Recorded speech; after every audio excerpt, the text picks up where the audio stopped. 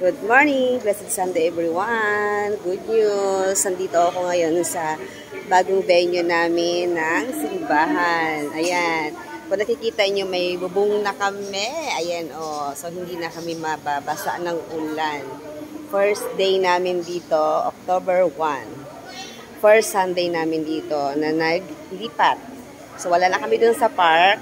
So, dito na kami ngayon sa clubhouse. Pakita ko sa inyo ang itsura. Ayan, so sa mga taga Governor Hills, dito na kayo magsimba, hindi na kayo mababasa ng ulan, kaya let's go na every Sunday 9 AM, dito sa clubhouse ng Governor Hills. Ipapakita ko po sa inyo ang venue. Let's go, magsimba po tayo dito sa St. Joseph and Our Lady of Guadalupe. So ito na po. Ayan po ang ating venue, clubhouse po ito. So, pinagamit na sa amin dito ng Phase 9. So, every Sunday ng 9 AM, kami na po ang gagamit. Tayo po lahat ng mga taga-Governor Hills at welcome naman po sa lahat ng tao na mag-join dito sa Holy Mass. Nakikita nyo, ang ganda ng lugar, may bubong.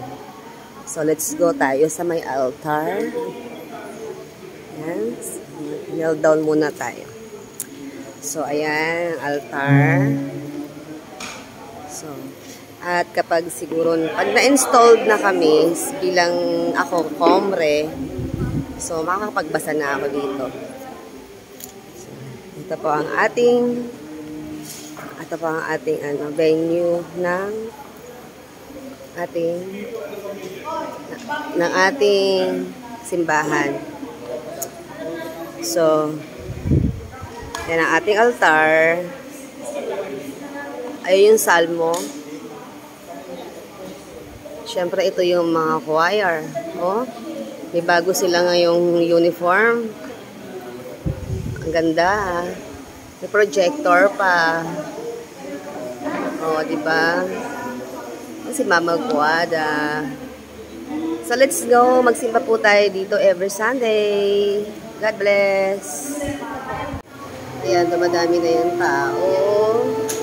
So, daming tao, yes. Ayan, dami upuan na. Ayan, kasi kanina, kulang yung mga upuan. Ang saya-saya, dami ng tao. So, hindi pa nag-start. Andito na sila, Father. So, 9 o'clock mag-start. Ayun na sila, Father. Ayaw! Upuan na tayo! Ayan. Tulungan po kita. Yehey! May upuan na kami. Yehey!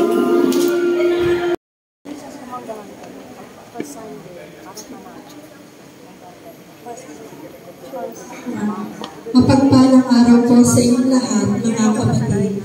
Ang ating pong banal na pagdiriwang ay pangungunahan ng ating katuwang na pari, Reverendo Padre Romel Lagata. Magsitayo po ang lahat at makiisa sa pangbungad na awit.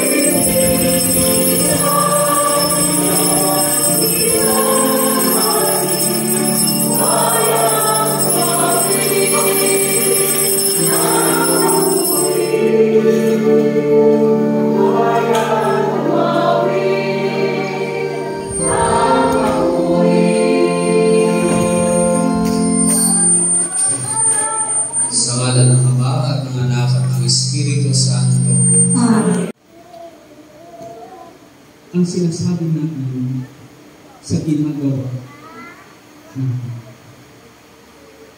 yung ipinakikita sa atin ni Jesus. Kaya nga si Jesus ang perfectong example para sa atin sa pagsunod sa kalooban ng Diyos. Ang oo ni Jesus ay hindi lang sa salita, kundi nanatili sa gawa. Umuo sa Jesus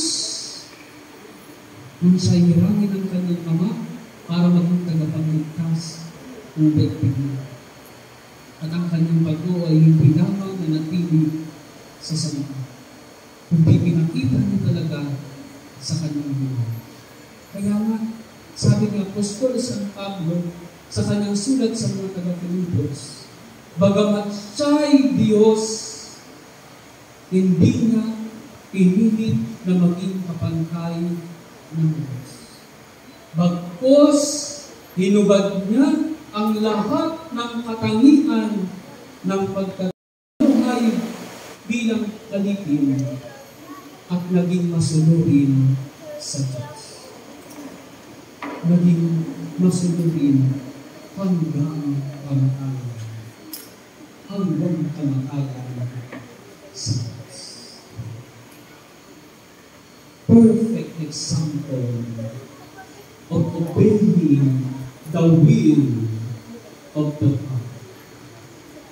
Siya ang dapat natin unahin. Si Jesus. Maraming salamat ulit. Pinaparating ko po sa ating mga mahal na presidente ng HOA na sa pagpayag na gamitin ang ating clubhouse para sa ating lingguhang misa. So, tuloy-tuloy na po ito every Sunday. Sana po lahat ay linggo-linggo ko pong nakikita at sana po idadami po tayong lahat. Maraming po salamat.